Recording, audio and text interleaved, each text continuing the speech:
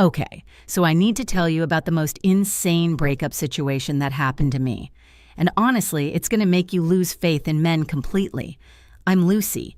I'm 27, and I just watched a 5-year relationship get thrown in the trash because my boyfriend couldn't handle dating an actual independent woman. Luke and I had been together since college. We met when we were both figuring out life, young, idealistic, and in love. We'd moved in together about 2 years ago into this nice apartment. We split everything. Rent, bills, groceries, 50/50ths like real adults. I thought we had something solid, that we had been through enough for it to last. But apparently, Luke was just waiting for an excuse to bail. The whole mess started because I'd been going out more with my girlfriends. Nothing crazy, just happy hours, brunches, the normal things 20-somethings do. I was enjoying life. Meanwhile, Luke worked at some corporate job, and I could see how miserable it was for him. He'd come home exhausted every night, wanting to talk about our relationship for hours, while I just wanted to unwind, go out, have fun, and live my life. It wasn't even like I was doing anything wild. I wasn't out partying every night or doing anything that would make him question my loyalty. But suddenly, it felt like everything changed. Luke started acting different. He'd ask where I was going, who I was with, what time I'd be back, like I was a teenager asking for permission to leave the house. It didn't stop there. He started creeping over my shoulder, looking at my phone while I was texting my friends. What was even worse was the way he acted when I came home late one night from a dinner with the girls. I got back around midnight, and there he was, sitting in the dark like he'd been waiting up for me.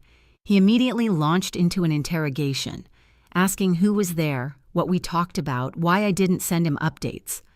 I told him he was being paranoid, that I was allowed to have my own life, but that just made him worse. And then came the question that really hit me like a ton of bricks. "Are you happy in this relationship?" he asked. The way he said it felt like he was trying to find a reason to break up, like he was looking for a problem that wasn't even there. And the worst part?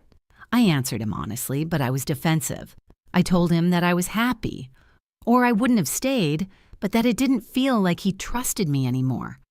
I told him that I wasn't his emotional support dog, always on call to calm his insecurities. That's when things really started to spiral. He wouldn't drop it. I said he was acting controlling, and that was when he hit me with the line, "Do you think we need a break?"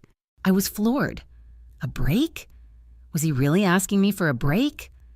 I didn't need a break. I needed space to breathe. I needed to figure out if I wanted to be with someone who couldn't handle me living my life outside of him. So I took that space. I asked for it, and it's honestly the most peaceful month I've ever had. I told Luke I needed time to think. That's it. I wasn't ending the relationship. I was just taking some time to figure out if I even wanted to be in it anymore. And oh my God, the way he reacted. It was as if I just told him I was packing up and leaving for good. He bombarded me with texts, constantly asking if I was okay, begging for answers. It made me feel like I had to keep reassuring him, like I couldn't have a single moment to myself without explaining my every thought. But I didn't respond. I didn't give him anything. The first few days were the hardest. He sent text after text, and I deleted every single one without reading it. I didn't want to get sucked back into his cycle of insecurity. We lived together, and it was awkward as hell, but I kept my distance. I was polite, but cold. And I'll be honest, it felt amazing. For the first time in years, I felt like I had control over my own life. I didn't have to answer to anyone. But Luke didn't get it.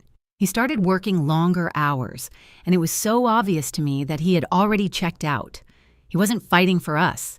Instead, he was hiding at work, probably nursing his wounded pride. By the third week, his texts slowed down, and part of me was proud of him for finally respecting my boundaries. But part of me was pissed. Why didn't he fight harder?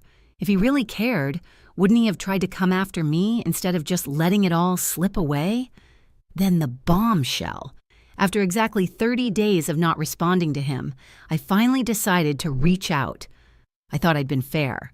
I thought I'd given him enough time. So I sent him a simple text. "Hey, I think we should talk." What happened next was something I never expected. He texted back, and said he had moved on. He was seeing someone else now, just like that. 5 years of my life gone in a second because he couldn't wait 1 month for me to figure things out.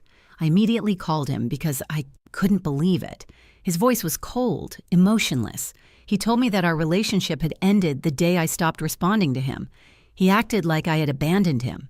And here's the kicker. He was seeing someone from his work, Naomi, just like that.